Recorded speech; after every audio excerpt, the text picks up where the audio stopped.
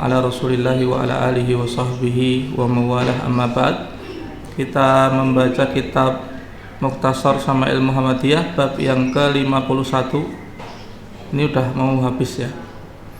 Bab Maja'a fi asma'i Rasulillah sallallahu alaihi wasallam. Bab yang datang tentang nama-nama Nabi. Jadi maksudnya bab ini berisi hadis-hadis yang bercerita tentang nama-nama Nabi Muhammad gitu ya. Bukan nama-nama Nabi Adam Idris, bukan. Jadi nama-nama Rasulullah, sebutan-sebutan Rasulullah. Hadis yang pertama 315, An Jubair bin Mut'imin qala radhiyallahu anhu, qala telah bersabda Rasulullah sallallahu alaihi wasallam, innali asma'an, sesungguhnya saya mempunyai beberapa nama.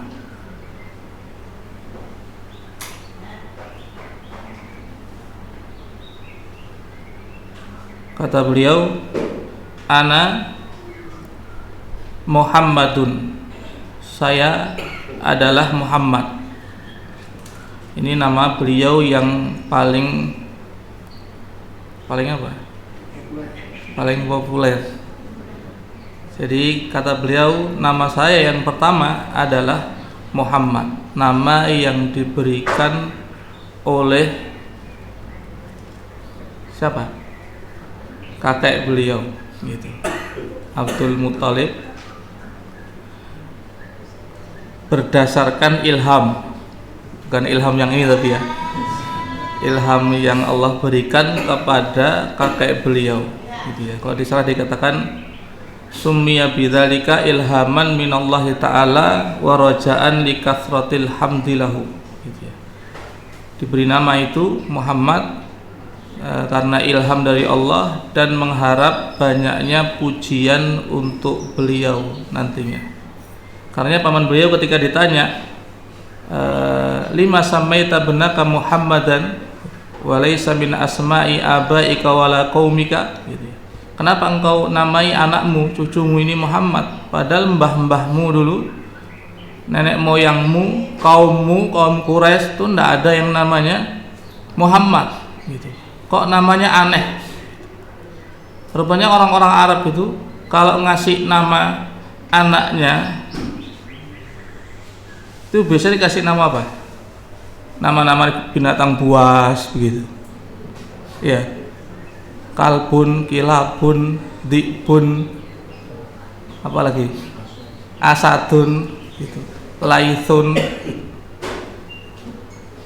Maka pernah ditanyakan di sebagian syarah di Dalil Falikin ada kayaknya, kenapa kalian itu kalau ngasih nama anak kok jelek-jelek nama-nama binatang gitu, kalau ngasih budak namanya bagus-bagus, Maimun atau yang lain-lainnya gitu ya. Katanya, kami ngasih nama anak ini untuk musuh. Sopo sing teko? Kalbun. Nah, itu kan musuhnya. Wah, sing teko kalbun gitu. Kalbun itu anjing gitu ya. Atau asadun, singo gitu. Wah, ganas ini gitu. Ya kalau budak kita kasih nama sebutan-sebutan yang bagus, nanti yang manggil kita gitu. Saya manggil budaknya dengan sebutan-sebutan yang bagus. Masa cing kucing gitu kan enggak mungkin tuh ya. Tapi kalau anak, katanya anak ini kita kasih nama biar nanti dia berantem sama orang disebut namanya, sebut namanya saja orangnya sudah takut musuhnya gitu. Makanya ketika pamannya Nabi memberi nama kok aneh gitu. Secara bahasa Muhammad ini kan kalau sorobnya kan isim maf'ul dari hamada yuhamidu tahmidan kan gitu ya. Jadi orang yang dipuji, orang yang terpuji gitu ya. Maka pamannya ketika itu jawab kok paman, kakek gitu ya. Beliau menjawab, rajautu an yuhmada fis sama'i wal ardi gitu. Saya mengharap dia nanti cucu saya ini gitu ya akan dipuji di langit dan di bumi gitu. Itulah tadi dikatakan memberi nama ini berdasarkan ilham gitu ya. Artinya memang Allah sudah kasih ilham kepada kakek beliau bahwa cucunya ini calon orang orang besar gitu. Bukan cuma dipuji di bumi, bahkan dipuji di langit gitu. Dibanggakan sampai langit, dan Allah mewujudkan harapan kakek beliau itu gitu. Nabi Muhammad itu terpuji di kalangan malaikat, di kalangan para nabi, di kalangan orang-orang terdahulu, di kalangan orang-orang belakangan gitu ya. Bahkan nanti pada akhirnya semua manusia itu akan berada di bawah di bawah kekuasaan Nabi di akhirat gitu. Nabi-nabi yang lain dari kalangan ulul azmi itu angkat tangan semua. Nabi Adam, benar Nabi Adam. Nabi Adam itu tapi tidak masuk ulul azmi ya. Nabi Adam, Nabi Nuh. Oh, bukan ulul azmi itu ya. Yang didatangi para manusia itu Nabi Adam, Nabi Nuh, Nabi Ibrahim, Nabi Musa, Nabi Isa ya. Nabi-nabi ini ketika dimintai pertolongan untuk segera agar diselesaikan urusan manusia itu, semuanya angkat tangan sampai tertuju kepada Nabi SAW. Beliau mengatakan analaha gitu. Memang saya yang bisa, ini cuma saya gitu. Yang lainnya, orang lainnya tidak bisa. Jadi beliau terpuji sampai di akhirat gitu ya. Maka di doa azan itu gimana? Belakangnya wa ba'atsalahu maqaman mahmudah. Doa azan kan itu ya. Sering enggak dibaca tuh? Sering dibaca, sering enggak dibaca? Sering enggak dibaca. Padahal orang kalau menirukan azan, ucapan muadzin itu, kemudian dia berdoa, di sebagian riwayat membaca salawat, kemudian berdoa, maka apa ganjarannya? Halat lahu syafaati yaumal kiamati. Halal baginya syafaatku pada hari kiamat. Yang kita kadang-kadang kelewat gitu ya. Karena banyak masjid yang azan, akhirnya nggak ada yang ditirukan. Karena nggak ada yang ditirukan ya terus hendak berdoa. Kelewatan amalan yang berpahala sangat besar gara-gara itu menganggap remeh gitu ya. Yang kedua, wa ana Ahmad, saya adalah Ahmad, seperti sebutan nama Nabi di kitab Taurat sama Injil gitu ya. Mimba di ismuhu Ahmad gitu ya. Namanya Ahmad. Ahmad itu isim tafdhil, bentuk paling gitu ya. Ahmad, paling memuji. Makanya di Sarah dikatakan beliau dinamakan Ahmad karena beliau itu Ahmadul Hamidina li Rabbih. Beliau paling memujinya orang-orang yang memuji terhadap pemeliharanya. Orang yang pujiannya kepada Allah paling banyak itu Nabi. Bahkan nanti di akhir kiamat ketika hendak minta syafaat itu kepada Allah, itu Nabi diilhami oleh Allah untuk memuji Allah dengan pujian-pujian yang tidak pernah dipakai orang lain untuk memuji Allah gitu. Lapa? Ya enggak tahu, makanya enggak pernah orang pakai gitu. Kalau nanya ya besok dengar Nabi apa yang akan Nabi ucapkan gitu ya. Waktu itu Allah membukakan untuk beliau pujian-pujian yang belum pernah dibukakan oleh Allah kepada manusia yang lainnya. Kemudian Nabi diberikan kehormatan oleh Allah gitu ya. Is'al tu'tah gitu ya. Isfa tu syafa gitu. Minta apa? Kasih. Berilah syafaat. Syafaatnya akan diberlakukan gitu. Maka beliau Nabi SAW dengan dua nama ini, orang yang paling banyak dipuji, orang yang paling banyak memuji gitu. Saking yang nama Muhammad tadi ya, di riwayat Bukhari kan Nabi diejek-ejek dengan sebutan muzammam gitu ya. Muzammam itu bentuknya sama dengan Muhammad, isim maf'ul dari fi'il wazan fa'ala yufa'ilu. Muhammadun muzammamun. Muhammad terpuji, muzammam tercela. Waktu diejek begitu tuh Nabi tidak susah, tidak susah. Bahkan beliau mengatakan kepada para sahabat beliau mengatakan, lihatlah bagaimana Allah memalingkan celaan mereka dari saya. Yang mereka cela-cela itu loh, muzammam, orang tercela. Saya ini Muhammad. Itu kan luar biasa ya. Makanya saya dipanggil, diejek dengan sesuatu yang bukan sampean, namanya bukan nama sampean, bukan julukan sampean, ya sudah. Gitu. Kalau kata guru-guru kita kan, wong diejek orang nggak kelong itu, gitu. Nggak cuil. Gitu. Tapi kan emosi ya. Gitu ya. Emosi, membara dan seterusnya. Tapi Nabi sudah mencontohkan, loh yang mereka cela itu loh, muzammam, saya ini dikasih nama oleh Allah Muhammad, ya bukan saya berarti. Kalau kita bisa nyontoh Nabi, ya enggak sama persis, ya enggak bisa, enggak kuat gitu ya. Paling enggak ya berapa persen itulah, 5% atau 10% gitu. Kira-kira yang dicocokkan dengan akhlak-akhlak yang diajarkan oleh Nabi. Ada hadis palsu atau dhaif gitu ya, menyebutkan Allah bersumpah, la udkhilun naraman ismuhu Ahmad wala Muhammad.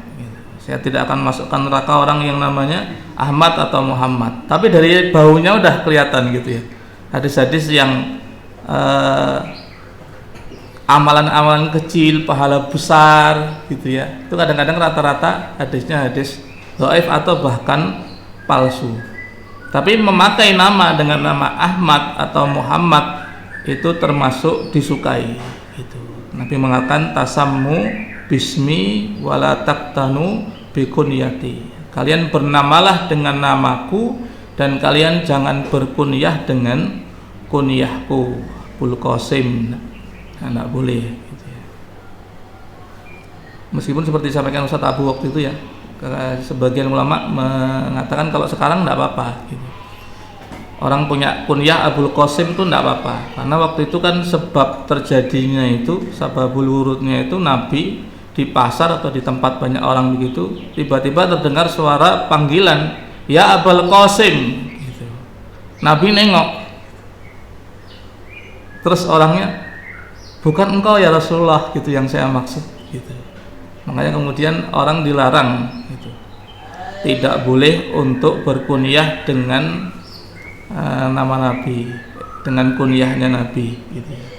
Karena membuat Nabi gelo gitu ya. Ya enggak? Antum yang namanya sama itu kadang-kadang dipanggil orang, siapa yang namanya pasaran? Kalau Darul kan jarang ya. Saya belum pernah ketemu. Antum yang nama pasaran siapa? Agus, mumpung nggak ada orangnya. Gus gitu. Kalau saya dulu di pondok itu yang banyak namanya sampai 5 ketemu dalam satu masa itu Yusuf. Sok meneng kabeh gitu. Yusuf sapa sing mbok karep itu? Yang kamu maksud Yusuf yang mana gitu. Sok ada Yusuf Rahmatullah, Ustaz Yusuf Rahmatullah itu ya, Al-Islam Media. Ada Abdullah Yusuf, ada Yusuf Khairul Anam putra Ustaz Abu, ada Yusuf satu lagi Jawa Timur lama namanya lupa. Ada Yusuf satu lagi. Jadi Yusuf Pekalongan, Yusuf siapa sih nggak celok ini? Yusuf banyak. Tidak apa-apa kan nama sama itu asal nama baik tidak apa-apa. Seperti nama Abdullah. Abdullah kan namanya banyak. Para sahabatnya namanya Abdullah pirang-pirang. Pirang-pirang itu banyak sekali gitu. Jangan kayak orang kebanyakan maunya nama yang tidak ada yang menyamai gitu. Kasih nama anak saya Ustaz laki-laki, Ali nggak mau. Utsman, wis oke, Eko, ya oke, bagus, ya oke, sapi wae, sapi reneng gitu. Ya jangan aneh gitulah gitu. Membuat nama kok harus tidak ada yang menyamai, itu ndak ada sunnahnya begitu. Nama ya nama-nama orang soleh itu dipakai meskipun sama ndak apa-apa. Toh bapaknya juga beda. Nanti kan misalnya siapa? Yusuf bin siapa? Yusuf bin Pak Sugiono. Ada Yusuf bin Fulan, ada Yusuf bin Fulan, kan lain gitu. Baik, balik ke sini ya. Wa anal mahi, dan saya adalah al-mahi. Dari kata mahayamhu. Mahayamhu menghapus ya. Wa anal mahi, dan saya adalah al-mahi. yang menghapus. Maka Nabi menjelaskan alladzi yamhullahu biyal kufra, yang Allah menghapus dengan saya al kufra, kekafiran gitu. Jadi salah satu tugasnya Nabi, bahkan itu tugas yang terpenting gitu ya, menjadikan orang itu muslim gitu. Kita kan belum pernah mengislamkan orang ya, ngurusi wong Islami angel gitu. Jangankan mengislamkan orang, ngurusin orang yang sudah Islam aja kita ini susah, tidak punya kekuatan kecuali kalau ditolong oleh Allah. Apalagi mengislamkan orang, mendakwahkan Islam kepada orang. Kadang-kadang kita sendiri malah minder dengan Islam yang kita miliki ini gitu. Karena mau ketemu banyak orang, nah enggak penak lah pakai peci gitu, copot pecinya. Enggak penak lah pakai gamis gitu. Ganti baju apa? Orang Jawa ya batik, kemeja gitu. Apa ini simbol Islam? Mosok saya pamer simbol Islam. Yo isin lah kan gitu. Paling enggak kan dalam bahasa halnya ya, keadaannya kita seperti itu. Kan anak-anak pondok ini beberapa waktu yang lalu, nggak tahu apa masih model. Jadi orang tua itu jemput anak itu, dipesen sama anaknya suruh bawa celana jin. Ya, ini dari Lampung, mau jemput ke Solo loh.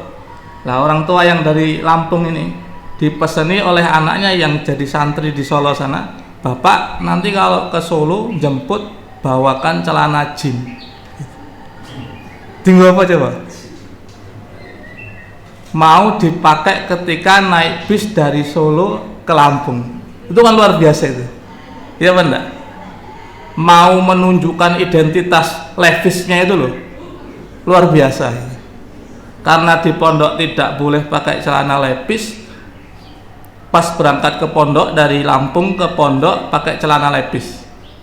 Nanti bapaknya pulang, celana Levis ini dibawa pulang sama bapaknya. Nanti pas mau pulang, bapaknya suruh bawa celana Levis, dia mau pakai ketika naik bis. Ini kan luar biasa itu. Doktrin pondoknya tidak masuk. Iya. Doktrin pondoknya tidak masuk.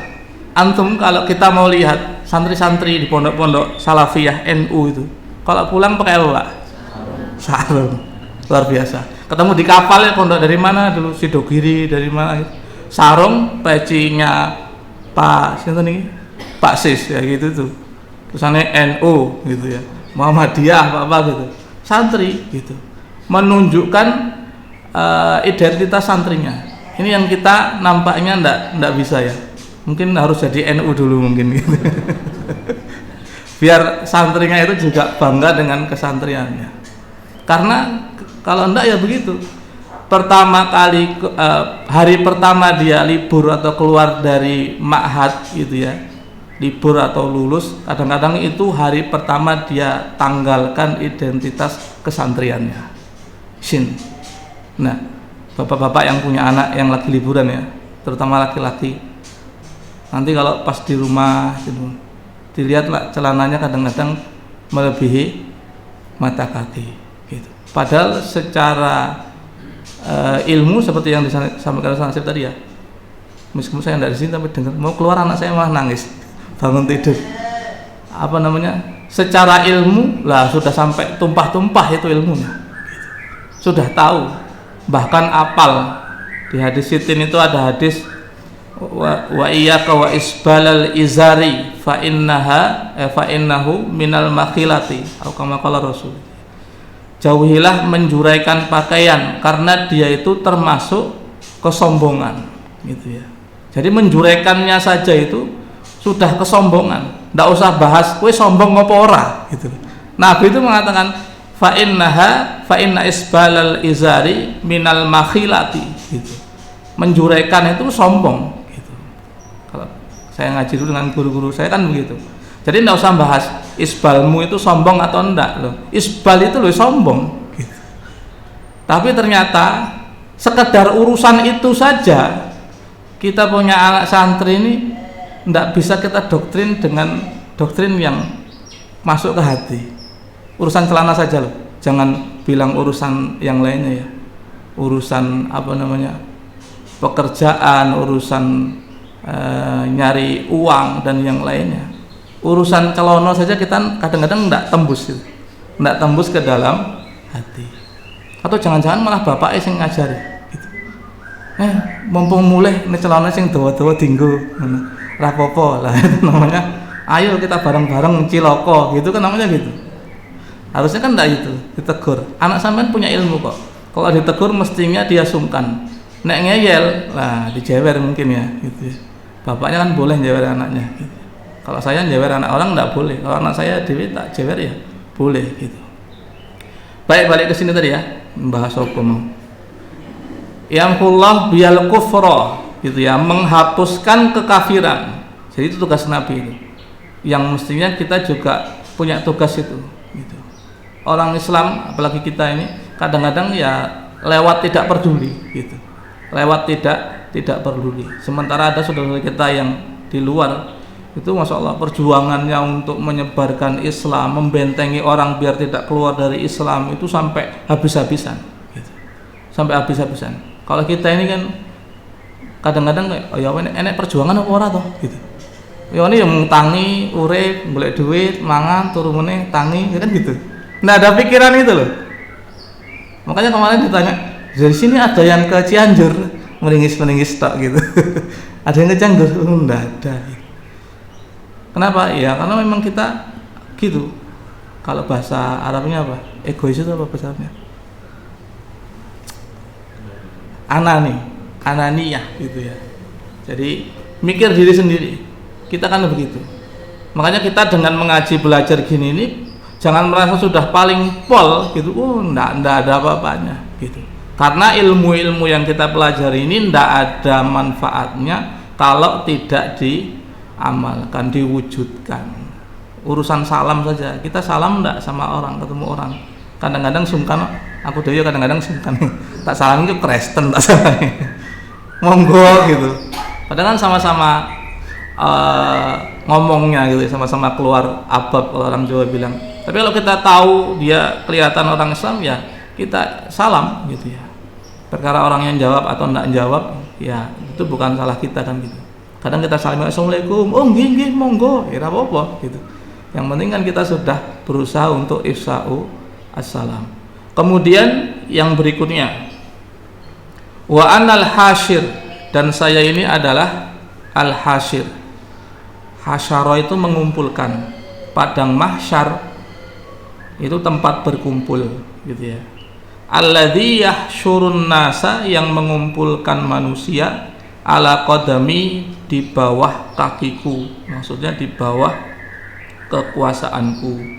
Ini kalau di sarahnya dikatakan ya taqaddamu alaihi salatu was di bawahnya ya taqaddamu alaihi salatu wassalam an-nasa yaumal mahsyari wa yuhsyarun nasu ala atharihi. Jadi Nabi mendahului orang-orang ketika bangkit di mahsyar, manusia kemudian dibangkitkan setelah beliau. Tapi ada orang yang dibangkitkan lebih dulu atau sudah bangun duluan daripada beliau sallallahu alaihi wasallam. Siapa? Nabi Musa. Maka Nabi mengatakan, saya sudah bangun itu saya lihat Musa alaihissalam. Ketika ada orang Islam sama orang Yahudi berantem ya, jangan kamu lebih-lebihkan saya dengan nabi-nabi yang lain. Wong pas nanti di akhir itu saya bangun, saya lihat Musa itu sudah berpegangan di salah satu tiang ars gitu. Maka Rasulullah SAW mengatakan, saya tidak tahu apakah Musa itu bangun sebelum saya gitu ya, atau Musa memang tidak pingsan, dicukupkan pingsan beliau waktu di Jabal Uhud. Jabal apa? Jabal Tur Sinai ya. Ketika Nabi Musa memintakan permintaan umat beliau untuk melihat Nabi. Melihat apa? Melihat Allah.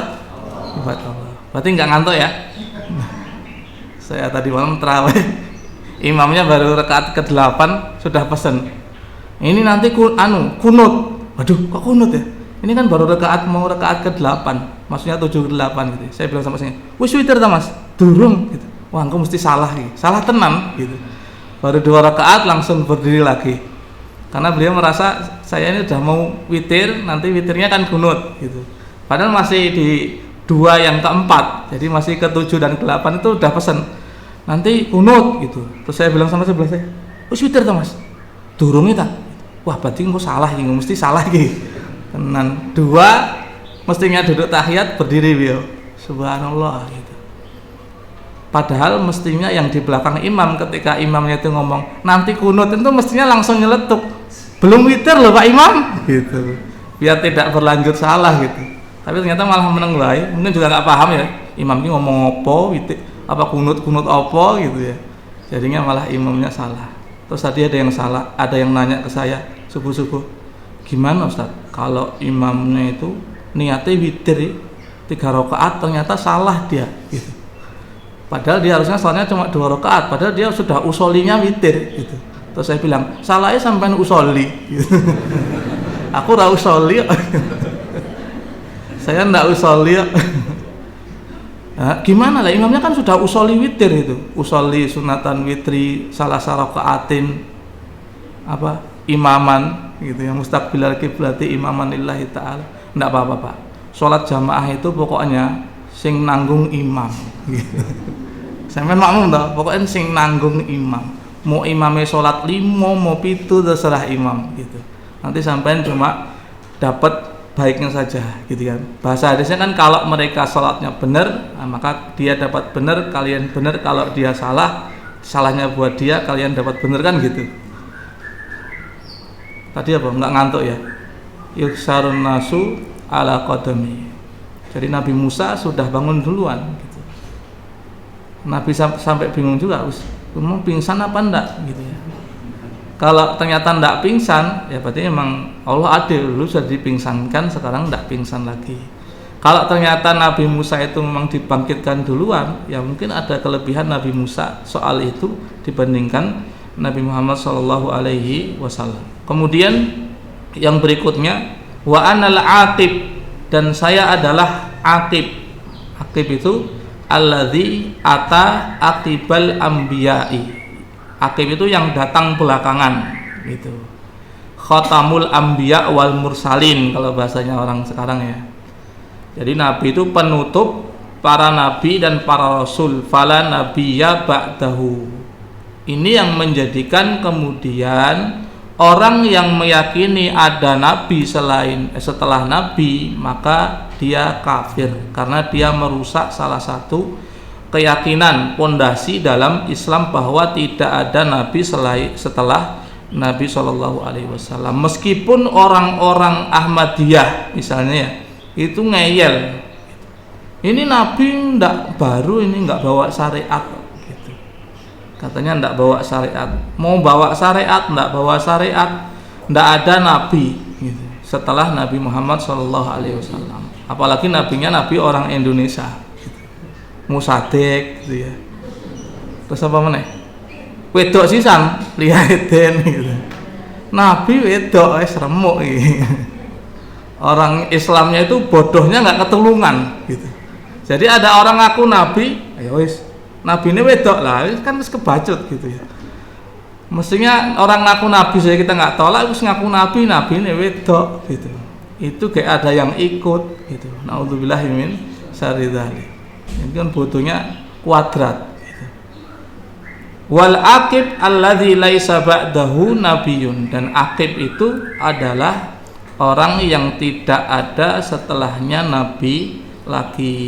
Maka antum kalau punya anak jangan sok diberi nama aqib, engko ndak lain anake meneh gitu. Saya punya kawan namanya Ragil. Ternyata memang benar-benar Ragil karena habis itu apa namanya? Biar nggak punya anak itu apa namanya? Steril gitu ya, steril. Ya anaknya jadi ragil tenan gitu. Corone ras steril mungkin ada ragil pertama, ragil kedua gitu. Karena punya anak lagi gitu. Karena udah dibuntu dia nggak punya anak. Berarti namanya sesuai dengan harapannya gitu ya. Al-aqib itu yang tidak ada lanjutannya lagi. Jadi pamungkas terakhir gitu. Hadis berikutnya 316. An Hudzaifah radhiyallahu anhu qala. Meskipun tidak ada radhiyallahu anhunya, adabnya itu diadakan gitu ya. Taradhi kepada para sahabat. Kok ndak diarah ini wong Syiah gitu ya. Hudzaifah ora radhiyallahu anhu gitu. Padahal memang tulisannya orang ini. Gitu. Cuman memang adabnya dilafalkan secara tulisan tidak ada, dilafal ketika baca diadakan. Qala laqitu, aku menjumpai an-nabiy sallallahu alaihi wasallam fi ba'di, pada sebagian turukil Madinah, jalan-jalan di kota Madinah, gang-gang di kota Madinah. Faqala, maka Nabi mengatakan, ana Muhammadun, sudah tadi ya, wa ana Ahmadu, sudah ya, wa ana nabiyur rahmati, dan saya adalah nabi rahmat. Nabi membawa rahmat. Allah mengatakan wa ma arsalnaka illa rahmatan lil alamin. Kami tidak mengutusmu wahai Rasulullah kecuali sebagai rahmat untuk sekalian alam gitu. Dan benar gitu. Maka sejak diutusnya Nabi itu tidak ada azab model umat-umat terdahulu gitu. Ya itu di satu sisi jadi keuntungan, di sisi yang lain juga jadi pengapesan gitu. Keuntungannya kalau kemudian orangnya sadar dan taubat gitu. Pengapesannya kalau orangnya tidak sadar dan tidak taubat. Nyatane saya tidak pernah ibadah sama Allah ya sehat, rezeki lancar gitu. Pernah sholat malah pas sholat itu rezekinya seret gitu. Kan begitu. Kalau ceramahnya Zainuddin zaman saya kecil, Zainuddin MZ gitu. Ada tukang sol sepatu gitu. Tukang sol sepatu pernah dengar nggak? Sebelumnya dia masih laku ngesol itu. Begitu ketemu kawannya dipesenin,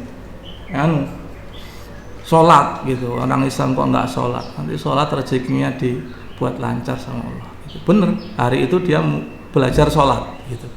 Subuh sholat, bar subuh berangkat kerja sampai luhur tidak ada yang ngesol gitu. Terus mungkin belum luhur sholat, bar luhur ditunggu sampai asar tidak ada yang ngesol. Asar sholat, habis asar ditunggu sampai maghrib tidak ada yang ngesol.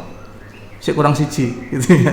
Ditunggu lagi sampai datang waktu isya sholat, habis isya baru datang orang satu ngesol sandal jepit gitu. Ngesol sandal jepit apa? Bayarnya berapa? Ceritanya kayak MZ ya. Ini yang kadang-kadang orang keliru karena meniatkan ibadahnya untuk urusan dunia. Kita tidak ada diajari begitu. Khususnya soal sodakoh gitu ya. Kita tidak diajari seperti itu. Sodakoh itu pahalanya ya di akhirat. Wong itu nabung kok gitu. Masa nabung celengan dicuri terus, yang nggak jadi nabung gitu. Nabung tapi duitnya dikeluarin terus, ya nggak jadi nabung, kata Jafar gitu ya. Masa nabung kok diambilin terus duitnya? Enggak, itu di akhirat. Perkara Allah kasih kemudian rezeki kita terasa deras itu bukan karena sedekahnya, karena memang rezeki sampean itu deras. Rezeki itu dibagi apa dicari? Dibagi apa dicari? Ya dibagi ya dicari ya. Dibagi tak menang tok ya. Kalau bahasa ini saya pernah dengar kiai ceramah di kampung saya sana. Hidayah Islam itu loh sudah dijelaskan oleh Allah jelas banget gitu. Tapi bukan soal rezeki ya, soal hidayah Islam ini. Lah, sampean nggak mau ngambil loh. Sing bodoh sapa? Gitu. Contohnya ini gitu kata beliau. Ini ada nasi sama lauk sama sate buka puasa. Udah di depan kita gitu. Terus ada dhewe meneng wae gitu. Nggak ada ikhtiar untuk ngambil makan ini. Kata beliau, orang Jawa beliau mengatakan sing pekok segone apa wonge gitu. Sing bodoh itu segalnya, nasinya apa orangnya gitu. Ya orangnya lah gitu. Ini sudah ada, kita perlu ada gerakan ke situ gitu. Ada ikhtiar. Jadi hidayah itu bukan ditunggu sambil mancing, tidak datang gitu.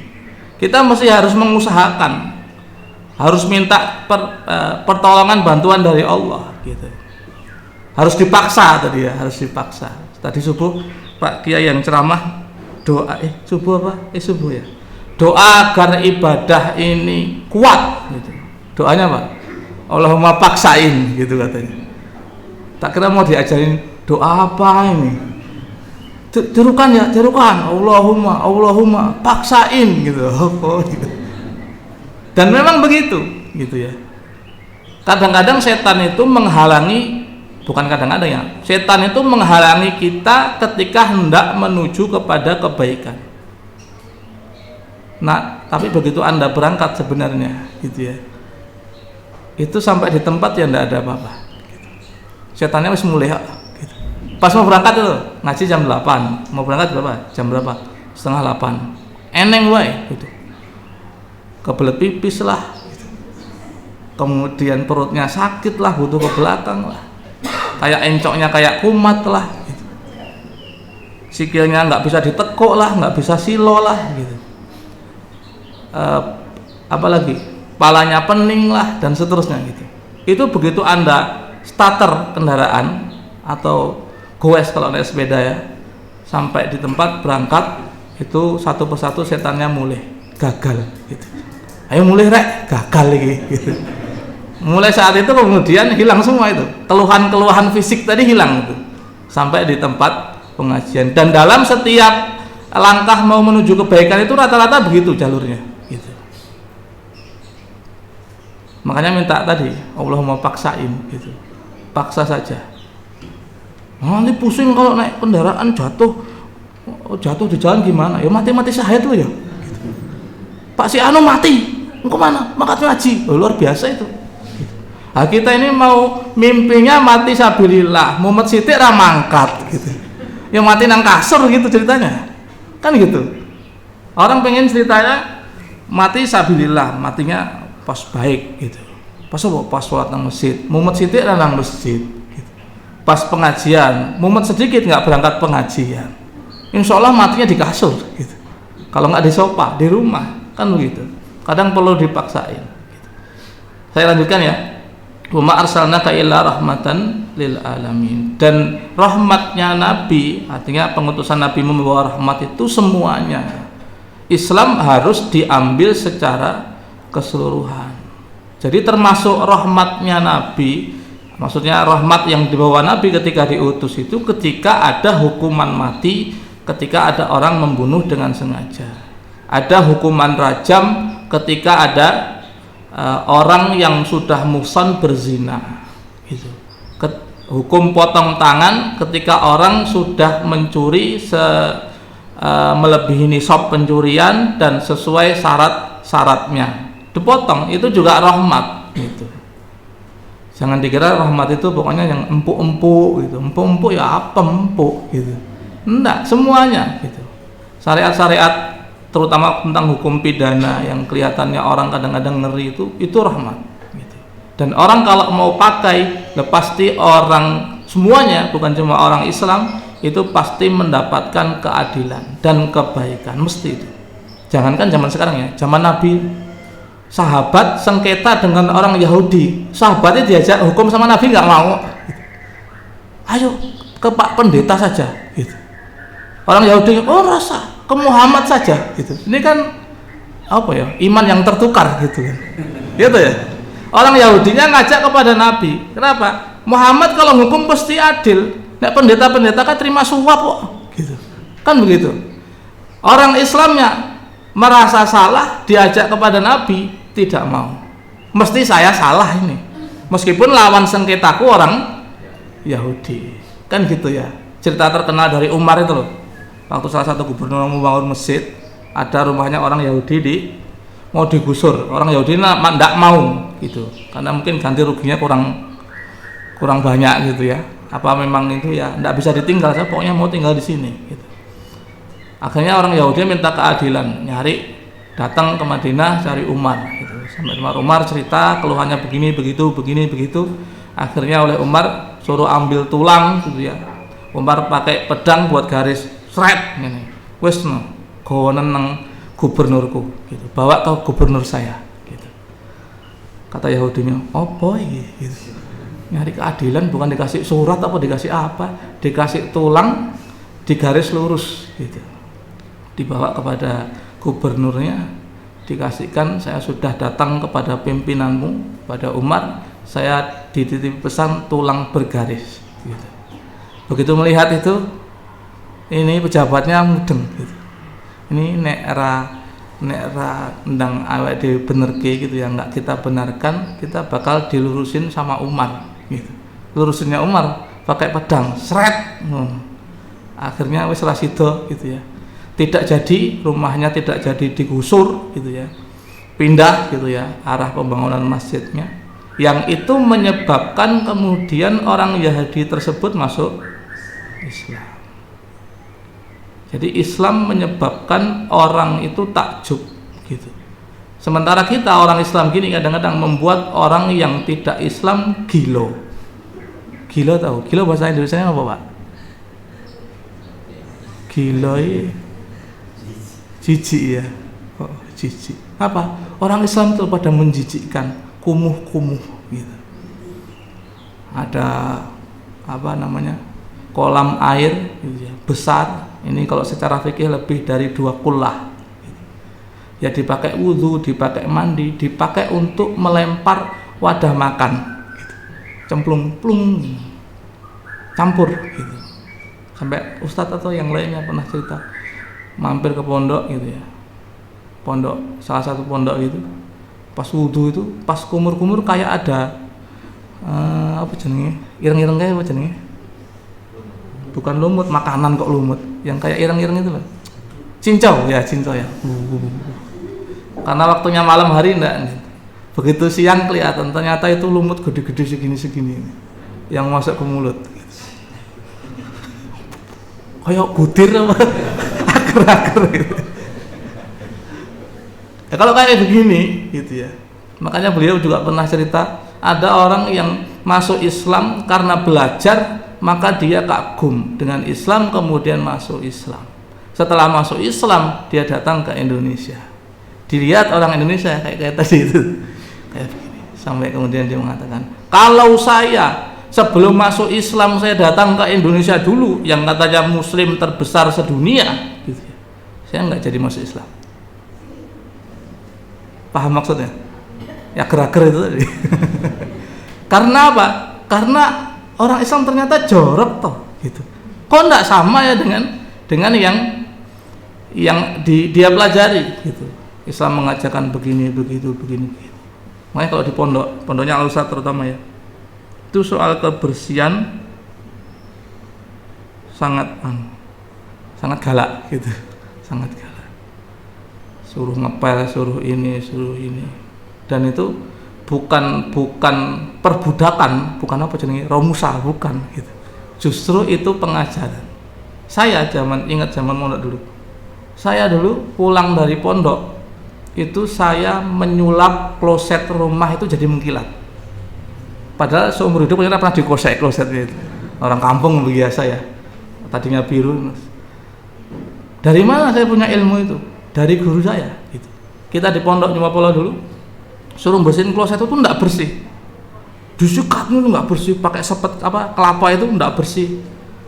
Terus yang masuk kepalanya seperti gitu. Seperti masuk bawa kayak gombal gombal dari bekas anduk gitu ya. Begitu beliau keluar mengkilat gitu. Nanggo apa ya? Karena pas masuk itu beliau enggak kelihatan bawa alat. Kalau sekarang kan bawa obat yang harganya 70 disiram langsung mengkilat ya. Enggak bawa kayak gitu. Selidik punya selidik gitu ya. Ternyata beliau bawa amplas. Amplas kecil tipis waterproof yang anti air. Kalau yang tebel itu, yang biasa gede itu kan kena air rontok itu. Ini yang tipis. Tipis kan ada ya. Kayak kertas begitu. Itu ternyata dipakai ngosek WC, itu WC kembali baru mengkilat seperti baru gitu. Itu tak bawa pulang ke rumah gitu. Saya masuk ke kamar mandi suwi banget gitu. Begitu ada yang pakai, loh kok WC ini resik ya? Tak sulap kok. Saya merasa enggak saya merasa bahwa banyak hal yang kita dapatkan di pondok dulu yang nggak ada kaitannya dengan belajar mengajar, enggak. Justru itu malah yang lebih banyak gitu, yang lebih kita ingat kadang-kadang gitu. Adapun belajar pondok, pas belajar ya ngantuk ya, pas pelajarannya angel, gurunya sing nerangkene angel, wes tinggal turu gitu. Enggak bisa muat gitu. Tapi banyak hal yang di luar pelajaran itu malah jadi pelajaran yang berharga sampai sekarang gitu. Yang mungkin antum pernah nggak ngusai WC pakai amplas? Belum. WC antum bersih nggak? Enggak. Besok saya sidak ya. Kalau orang kaya penak Pak. Orang kaya itu WC-nya kotor, cungkil kok, ganti kloset baru kok. Kloset baru, keramiknya kotor, tumpuk keramik baru. Kalau nggak dicungkil, ganti baru. Kalau orang miskin-miskin kan nggak bisa loh. Nah, di amplas. Saya ajari caranya gitu. Itu warisannya Ustaz Supardi almarhum gitu ya. Tadi ngomong apa sih? Nabiur Rahmah sampai ke situ ya. Nabiut Taubah. Nabiut Taubah itu maksudnya nabi yang banyak bertaubat gitu. Nabi itu minta ampun kepada Allah sangat terkenal ya.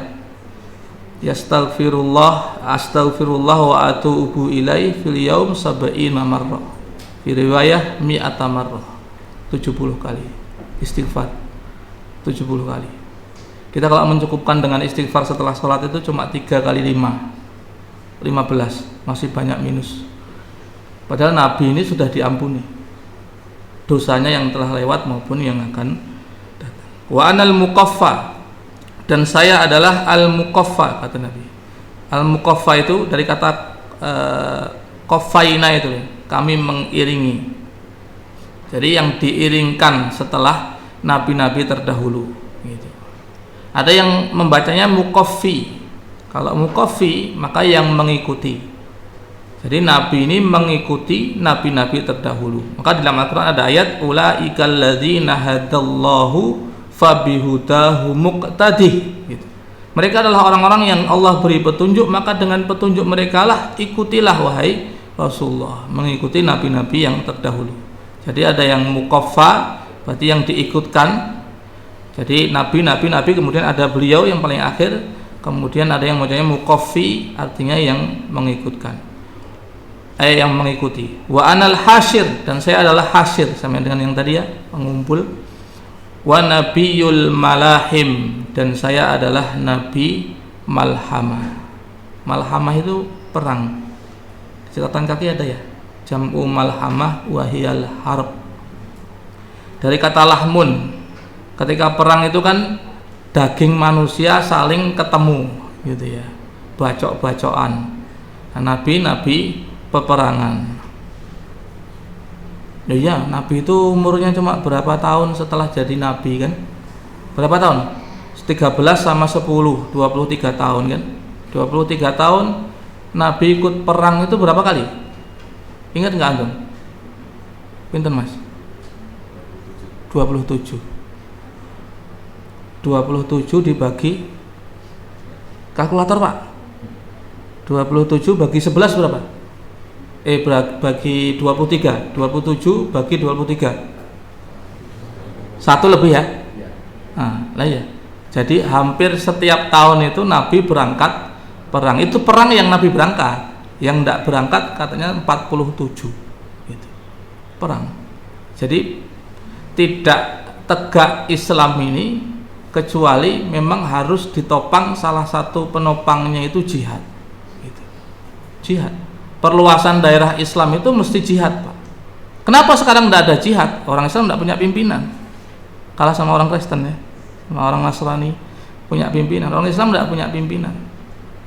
Adanya pimpinan-pimpinan per kelompok yang masing-masing tidak mau menyatukan visi dan misinya. Urusan ini loh, urusan hilal saja kudu beda. Kan nenek orang Islam kayak gitu ya.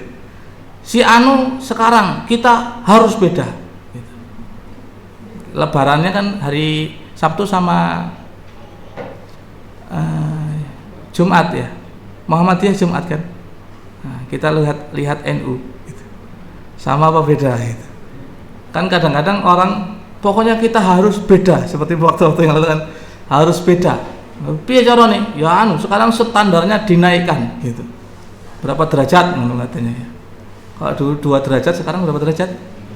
3 derajat. Kalau ada orang mengaku melihat padahal derajatnya masih di bawah 3, ya maka dianggap tidak melihat gitu. Orang punya semangatnya itu harus beda.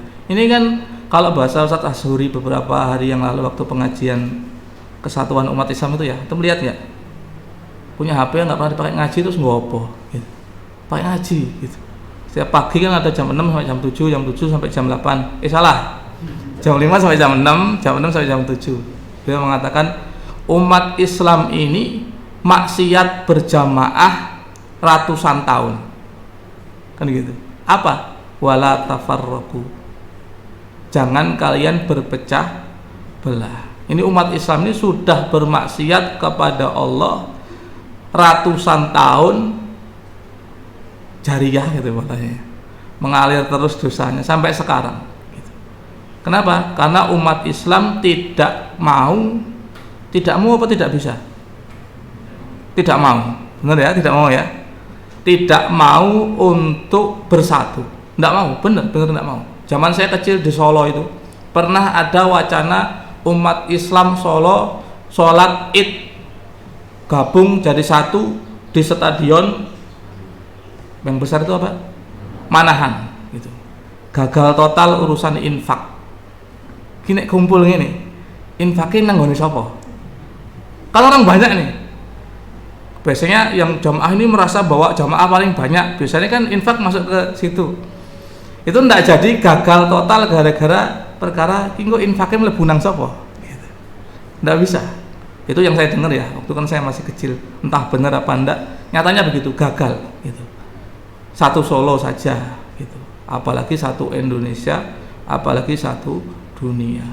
Kullu hisbin bima ladaihim farihun. Setiap kelompok dengan apa yang ada padanya saling berbangga, saling sombong. Maka kita jangan begitu gitu. Kita ini muslim. Yang mengikat kita dengan saudara kita yang lain itu muslim, bukan onta, bukan skorpion, bukan Islam gitu. Mau Anda ngaji di mana asal Islam saudara kita gitu. Tapi orangnya ragam ya wis gitu. Kan bukan salah kita kan gitu.